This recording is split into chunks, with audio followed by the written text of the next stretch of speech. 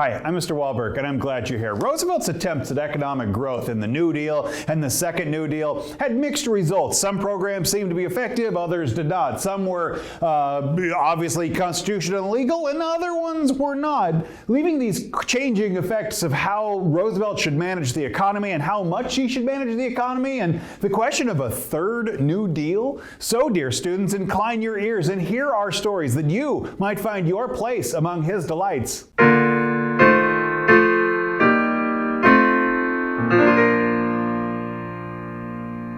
We have two objectives today. By the end of this class, you should be able to summarize opinions about the effectiveness of the New Deal, and you should be able to describe the legacies of the New Deal. But let's begin in Roman numeral number 17. During his second term of office, Roosevelt hinted at plans to launch a third New Deal. In his inaugural address, the president exclaimed, "I see millions of families trying to live on income so meager that the pall of family disaster hangs over them day by day. I see 1/3 of a nation ill-housed, ill-clad, and ill-nourished." However, Roosevelt didn't blow open the doors on New Deal programs by things like deficit spending. And more importantly, by 1937, the economy had actually improved enough that convinced Americans that maybe we were coming out of the Great Depression. And economic troubles, while they were still plaguing the nation, the improving economy also emboldened Congress to go encourage, rolling back of New Deal protections and to scale back some of the New Deal programs and to hand off the reins from government control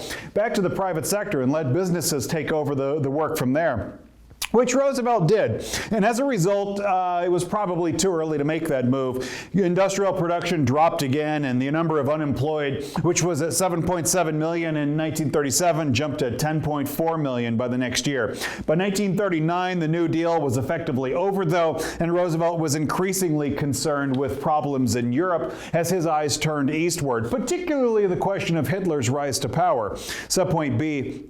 Over time, though, opinions about the New Deal have ranged from harsh criticism to high praise. Most conservatives tended to think that then and now that Roosevelt's policies made the federal government too large and too powerful. They believed that the government even stifled free enterprise and individual initiative. Liberal critics, on the other hand, argued that President Roosevelt didn't do enough to socialize the economy and to eliminate social and economic inequalities.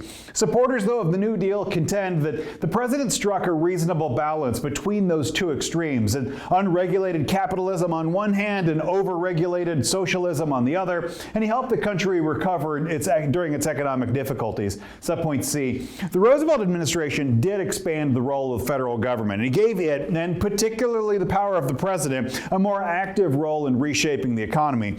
It did this by infusing the nation's economy with millions of dollars of public taxpayer dollars, creating federal jobs, by attempting to regulate supply and demand, by increasing the government's active participation in settling labor and management disputes. The federal government also established new agencies like the Federal Deposit Insurance Corporation, the FDIC, and the Securities and Exchange Commission, the SEC, which we've discussed earlier in this unit, to go regulate banking and investment industries as well.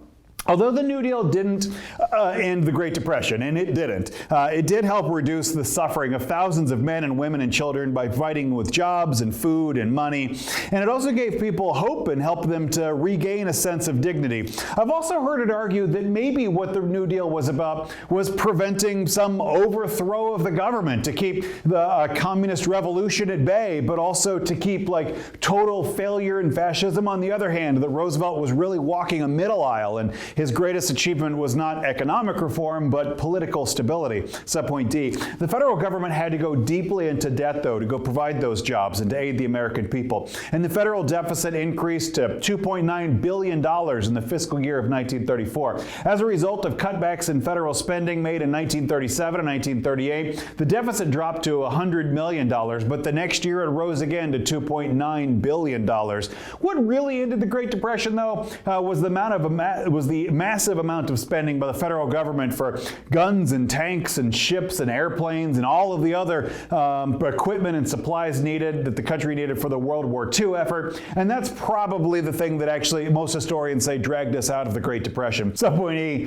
one of the areas in which the New Deal policies have had a lasting effect is the protection of workers' rights. New Deal legislation like the Wagner Act and the Fair Labor Standards Act set standards for wages and hours. It banned child labor and ensured the rights of workers to organize and bargain collectively with their employers. Today, the National Labor Relations Board, created under the Wagner Act, continues to act as a mediator in labor disputes between unions and employers, and it's still an important piece of labor reform. Subpoint F, the Securities and Exchange Commission of 1934 continues to monitor the stock market and enforce laws regarding the sale of stocks and bonds. The FDIC, created by Glass-Steagall of 1933, shored up the banking system, reassuring individual depositors that their savings are protected from the loss in the event of a bank failure. Today, individual deposit accounts in the United States and federal banks are insured by the FDIC for up to $250,000. Roman numeral number 18. Under President Roosevelt, the government undertook the creation of the Social Security system, and that it would help a number of needy Americans receive some type of assistance.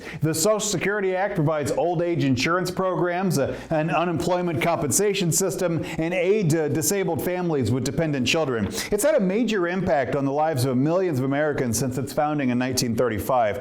Subpoint B, New Deal policies also had a significant impact on the nation's agricultural production as well, as the New Deal farm legislation set quotas on the production of crops such as wheat to go control surpluses. Under the Agricultural Adjustment Act passed in 1938, loans were made to farmers by using the Community Credit Corporation. The value of a loan was determined by the amount of a farmer's surplus crops and the parity price, which was a price intended to keep farmers' income steady. Establishing agricultural price support set a precedent of federal aid to farmers that continued into the 2000s. Other programs such as rural electrification helped improve conditions in rural America and really tried to shore up America's food supply for the future. Subpoint C, the Civilian Conservation Corps was out planting trees and creating hiking trails and building fire lookout towers, and the Soil Conservation Service taught farmers how to conserve the soil through things like contour plowing and terracing and crop rotation. Congress also passed the Taylor Grazing Act of 1934 to reduce grazing on public lands.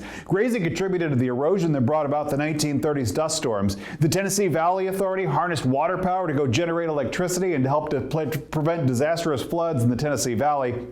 The government also added to the national park system in the 1930s, establishing new wildlife refuges and setting aside large amounts of wilderness areas. On the other hand, government-sponsored strip mining and coal burning was part of the New Deal programs as well, which caused land and air and water pollution. But all of it showed forward movement and an economy trying to recover as the situation in America was changing from Great Depression to the looming threats of war. That change, that cultural development is a fascinating story, and I can't wait to tell you about it. Make sure you like and subscribe. God bless you.